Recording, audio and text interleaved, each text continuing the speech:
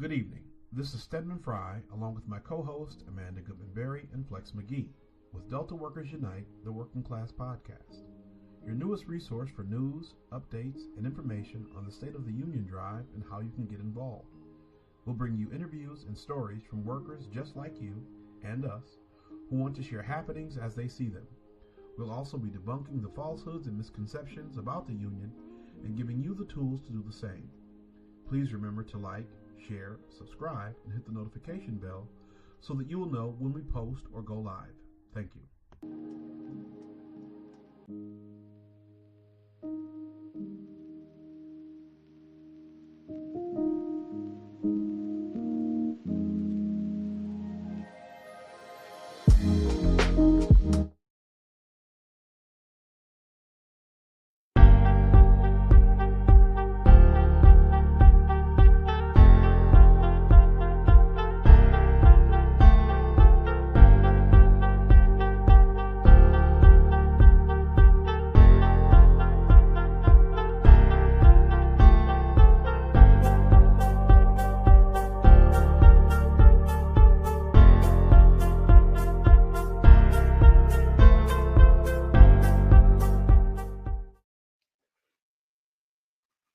Good evening and welcome to the Delta's Workers Unite, the Working Class Podcast. I'm your host, Amanda Goodman-Berry, along with my co-host, Stedman Fry and Flex McGee. I will allow them to introduce themselves and we will move forward into the topic.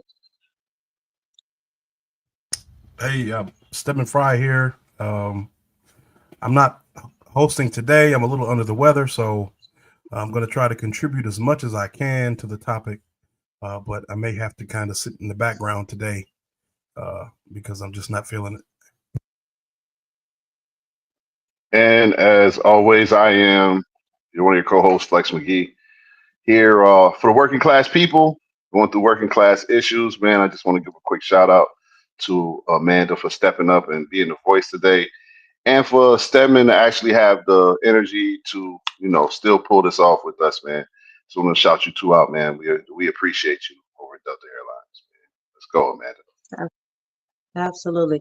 All right. Today we did a little shift in the gears. We was going to talk about something else, but we felt it was necessary to give homage and to give condolences and gratitude and compassion to those who have gone before us. We offer our sincerest condolences to you. In the aviation world this week, we've had a lot of accident, a lot of hurt, a lot of pain, a lot of families, a lot of things to go unplanned, which no one can foresee that. So we decided today we wanted to speak from a place of compassion, love, and kindness to those that have gone before us, and also talk about how this also impacts us directly, whether we work on the ramp, whether we work on the air, whether we work in the bag room, no matter where we work, there's a safety that's always at risk. But Flex had a better take on this, and I will pass this off to Flex. But once again, we shift gears because we wanted to really talk to the families and give our sincere condolences to our coworkers, our friends. This is bigger than just a union. This is people who we're in solidarity with that works in the aviation industry. I'll pass it off to Flex McGee. Yeah, thank you, Amanda. I think the first thing that I want to do is I want to give a moment of silence to those who have lost their lives in our industry, not just the recent ones, but the ones who came before. So if you all would join me with just a quick moment of silence, I'd appreciate it.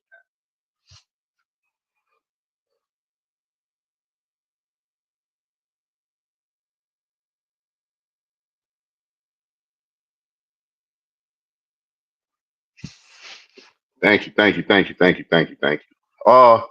So you. of course yeah, no problem. Of course, and well, we wanted to kind of bring the light with, especially because of recent events. Recently, we had the aircraft collision that happened over DCA on the way into DCA from Wichita. I believe they had a medical flight that was coming from Mexico to Philadelphia. And we also, in Charlotte, we had a ramper get ran over by another ramper. And I don't have the details of all of this stuff, but I just wanted to kind of remind folks how much safety is a priority in our industry. And even sometimes when you're doing everything the safest way possible, still things can happen. And I want to remind people, especially rampers, flight attendants, everybody, but I just want to speak to, I guess, my ramp people for once. A lot of times, people will try to devalue us and tell us that you're just a ramper. Anybody can do your job. You know what I'm saying? But we all know our jobs take intense training. It's not always the most physical, but some days it is. And depending on where you are on the chart, it could be more physical for some than others. You know, I've spoke with so many young ladies who, when they start, they say, "Man, I just didn't have the upper body strength for this." You know what I'm saying? I talk to so many guys who be like, "Hey, I work out, but out here in Atlanta in this heat, this is a different type of workout for what we're doing." So I just want to make sure people understand that doing this job safely and being able to speak on the things that you feel that are unsafe with somebody, like that's important. So I kind of wanted to say that, but I kind of want to tie it into like how unions have committees for safety, places where you can feel safe to go to express your grievances, and we can actually hold a company accountable for certain things that are happening in on the ramp. So it's always important for us to remember that they tell you if you see something, say something. But sometimes the people that you're saying something to need to get the job done, and nobody really can fix it at this moment. You might grab that belt loader that brakes ain't the best, but I know I got to stop a little earlier. We got to get beyond that. There's certain things that we have to do to get beyond being our fear of just completing the task, or we have to sometimes at some point we have to get past that get her done attitude. You know what I'm saying? As Andrew was saying, shout out to Drew. We are a skilled trade job. We are. Like, people will tell us we are unskilled labor, but every time you turn around, they're making you sign off on something, saying that you acknowledge the fact that you've been trained on, or that you know how to do this, that, there, and the third. And that makes us skilled at that point. At the point that you always have to be shown something, sign off on something, and we have to hold the company accountable at some point as well. Of just don't just come to do stuff for a liability issue. And I'm not saying they do that, but I mean, people really need to understand that some issues are out there. There are issues out there, and factors are actually not. There are factors out there that sometimes can make us doing our job the safest way possible, tougher. And there's always a lot of pressure to just get the job done. Metrics. Everybody knows at this point, our job is ruled by metrics. And I think there was a time, at least, I just remember being Northwest, and if we said, "Hey, safely, this is what you said to do, this is what the policy is," and nobody ever pressured you about it. Nobody came and asked me about my attendance because I said something was unsafe, or you got to write a whole long dissertation about it because they want to know why it's unsafe. Like, your policy says unsafe because it doesn't match what your policy says. And I think we need some structures and rules around things like that. I'm not saying stuff's not going to happen, because stuff has been happening in the airline industry for years. But I would love to be in a space or be on the leading edge of being able to call stuff out before it happens, and people actually took, credence to what I say and actually moved on and said, "Well, let's see what he's talking about." I just don't feel that currently. I just feel like, hey, that's cool. We'll figure it out. We'll write it down. We'll tell somebody. But until we fix it, just go out there and get the job done. And I personally think it's a problem with that. Mandolin, I don't know if you got. I don't want to feel like I'm the only person talking. No, that's okay, because I think I even saw, I was looking at a video where our pilots, Delta pilot was talking about pilots fatigue.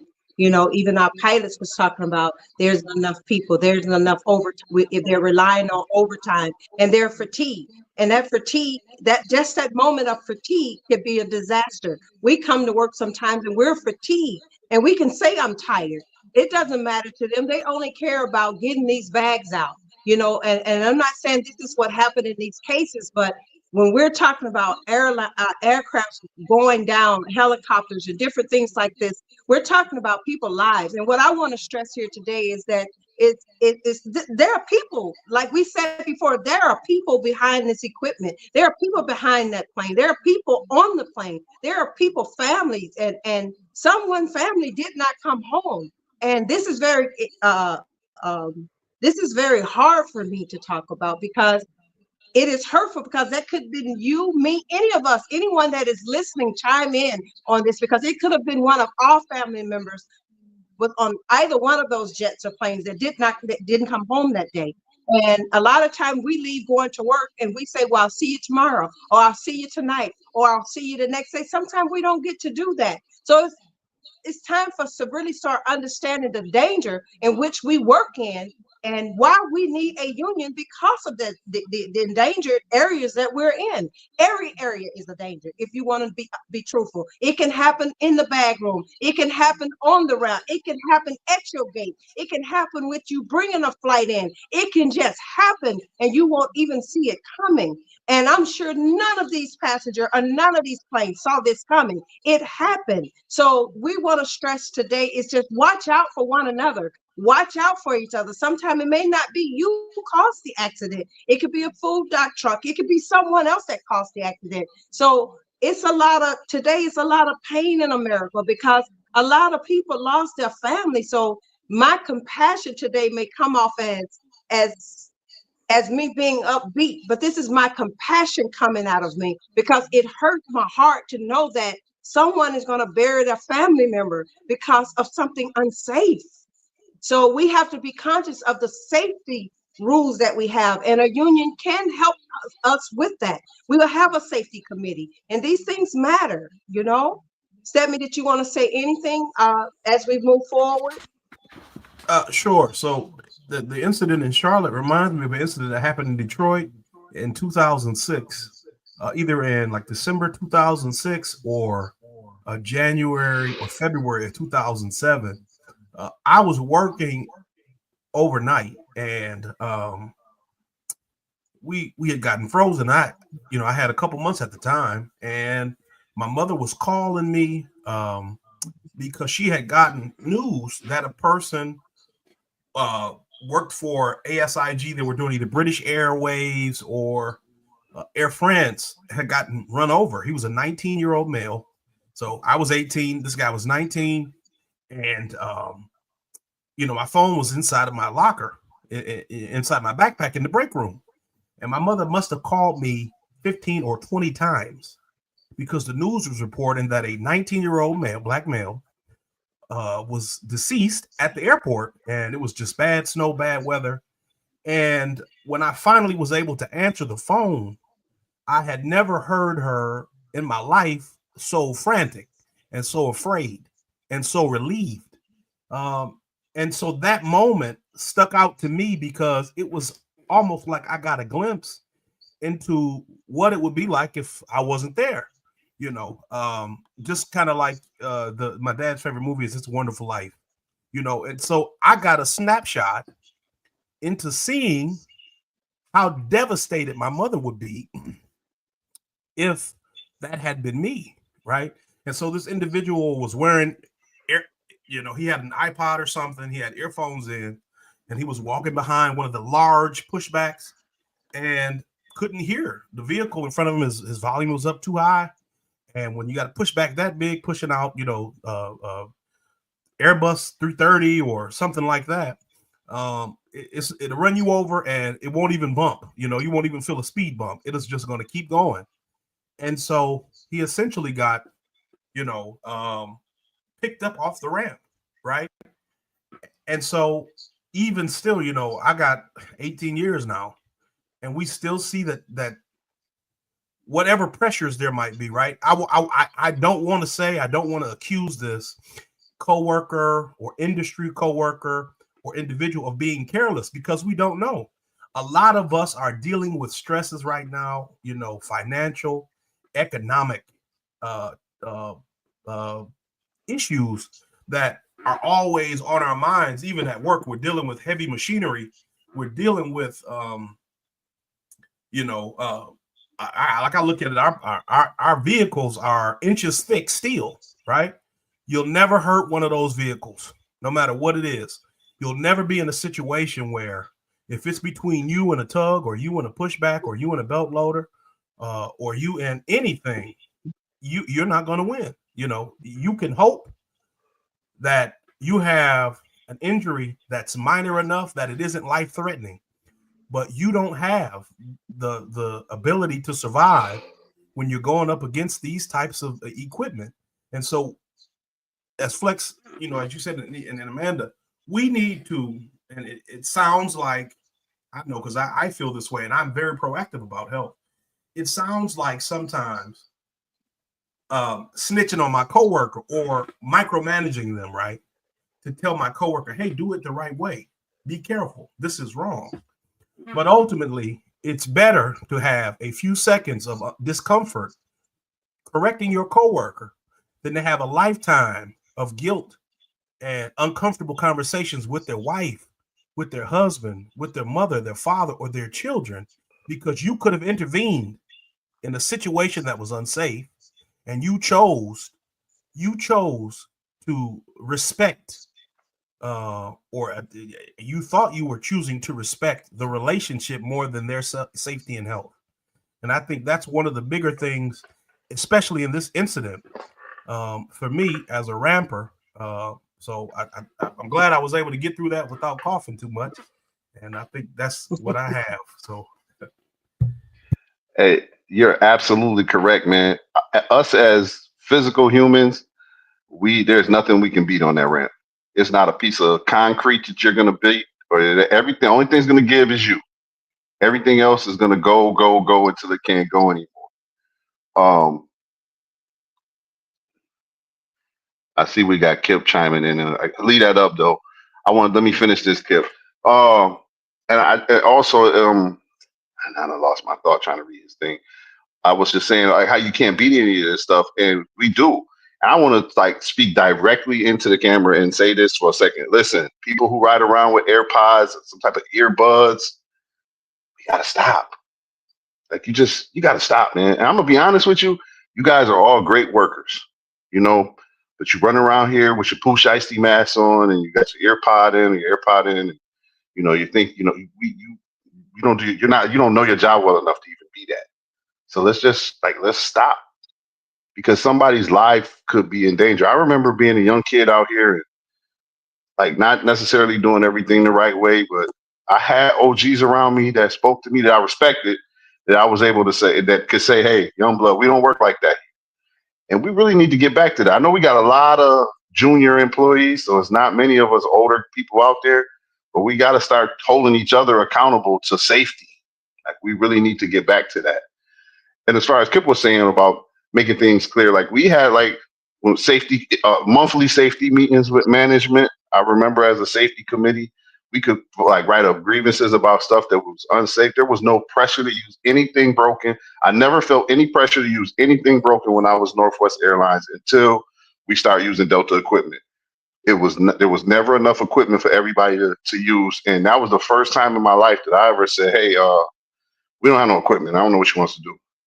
Normally I came from a world where they said, uh, go on such and such gate and grab such and such pushback or grab such and such to coming over to Delta. This go make it happen. Go out there and find something somewhere. So now we were taking from each other, and you grab something and it might not work good, but it worked good enough to work to get the job done. So I really can say that's when I lowered my standards. Like I mean, I know you remember us going around trying to find dollies, trying to find a loader that enough of the wheels work that we can just use it.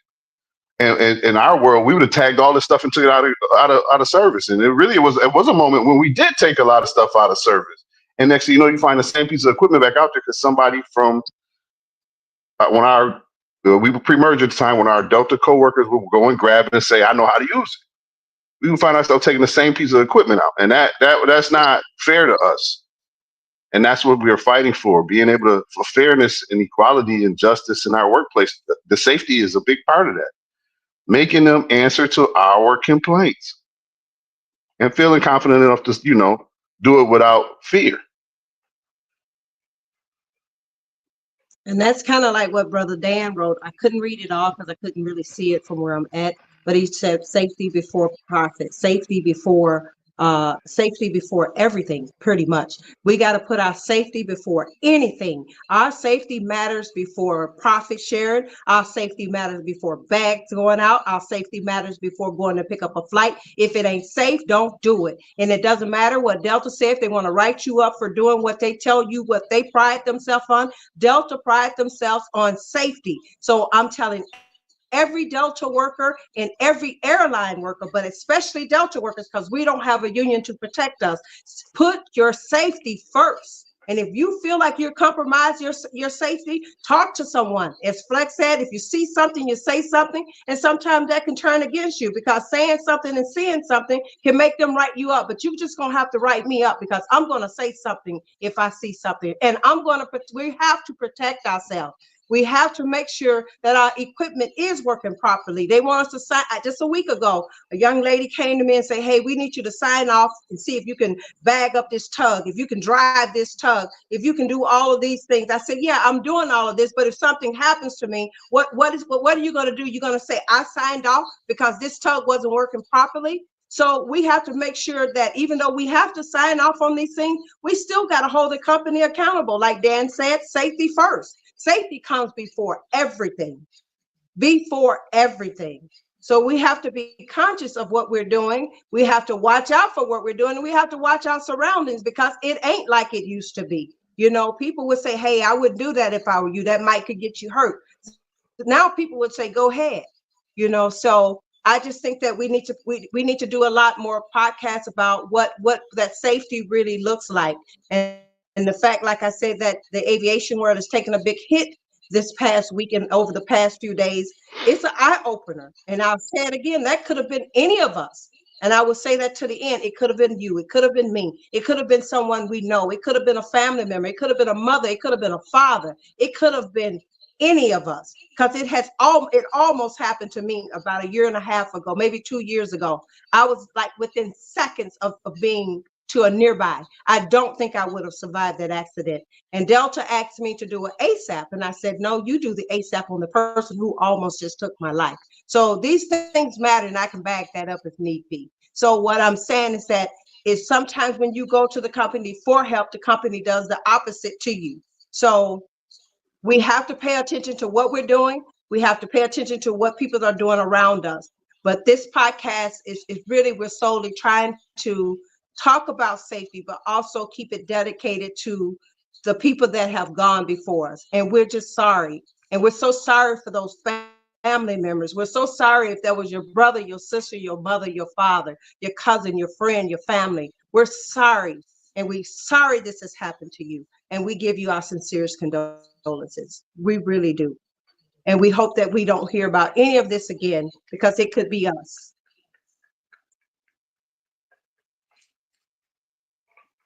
Let me try to get I think that fits.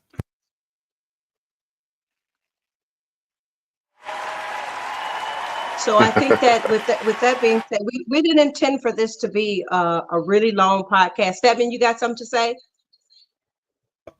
Yeah, I would just say to be proactive and to take safety as your top priority, right? It's your life.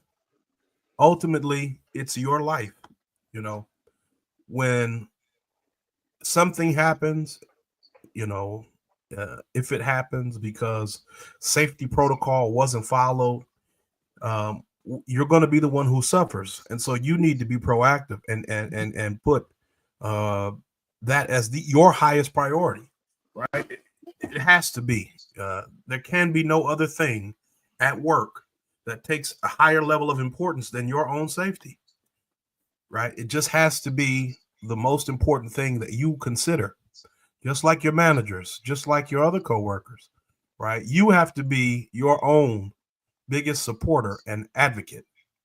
And so what that looks like is taking the initiative to call out bad policy, to call out contradictory instruction, and to do the things that will help to make sure that you leave the same way you came in, right? When you do things the right way, you're going to get dinged up anyway, right? You're going to get injuries. You're going to get arthritis. Your joints and stuff are going to mess up when you do it the right way. So let's not add any more pressure or any more harm to the job than there already is, right? I remember guys, 40-year guys who didn't have cartilage in their knees at all, guys who didn't have cartilage in their shoulders, and they were doing the job the way the job was prescribed to them when they started, right? People didn't have earplugs. People didn't have knee pads when they started. Those weren't considered necessary protective equipment. And so everything, and it fits into what we're talking about, but everything, every great change that has been made off the backs of people who have fought and scratched and advocated for themselves and for their coworkers. That's what a union is. It's the opportunity for all of us to advocate for ourselves primarily. It's a selfish endeavor. That's the primary thing. It's not for anybody first. It's for you. It's a selfish exercise, and everybody else is next, right? You want good for you, and you want good for your coworker next, right? But you want good for you first. And we need to keep that selfish mentality because the company wants good for them first, right? So that's it for me. We also just got to remember that most of the safety laws and stuff that we had started with a union somewhere. Most of these labor laws, stuff that state law or federal law to some point, like most of that started out with people just like you and me fighting for it somewhere and getting it in the contract. Next thing you know, like don't forget, we always say this around Labor Day, man. You celebrate Labor Day or holidays, the weekends, vacations. A lot of the safety stuff came from unions as well. You know what I'm saying? Thank your union for this stuff, or so thank a union because that's where this stuff started. And even though because I mentioned state law and federal law, I also want to mention the fact that adding another level of safety or protecting your body, you personally at your job, who wouldn't want that? Like that's what we're all here for. That's what this whole drive is all about. You know what I'm saying? Easing out some of our concerns at the workplace. But I ain't gonna really talk you to death about this stuff today. I don't know if Amanda, you want to wrap this up, take us home. We said it wasn't going to be long today. We really just wanted to show some love and compassion to what had happened in our industry. You know what I'm saying?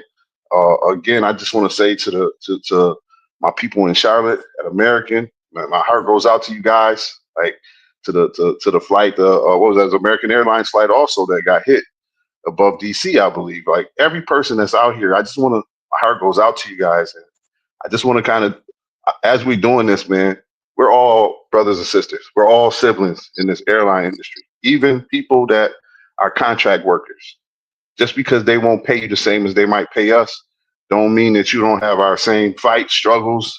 I get it. I started out at a contract company called International Total Services in Buffalo back in the late '90s. You know, I had to do a few years in the in AAA before they brought me up to the big leagues. You know what I'm saying? So I understand the fight, and I respect everybody in our industry. And I just want to make sure when we leave here today that we all understand we are siblings, and this is a fight for our entire industry. We took some time off from the heavy talk to speak about something that was heavier, but it weighed on all of our hearts, and we thought it was important to make sure we show some love and show some homage to others in our industry that are currently grieving. We grieve with you.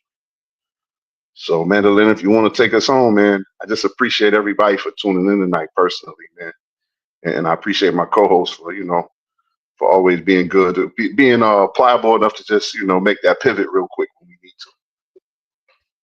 Yes. Well, also, just as we come to a wrap up, I just wanted to say to a few workers that I spoke with over the past couple of weeks that did injure themselves and just said, Miss Amanda, I'm just afraid if I say something, they're going to send me home. If I say something, I'm going to get fired. And it pained my heart because I knew if we had a union that I could have said, no, we're going to say something. And you have to kind of almost take a back seat and just say, well, do what you feel is best. But in the meantime, this person was hurt, this person was crying, this person was afraid, and I can back that up too. I don't say anything that I won't bag it up.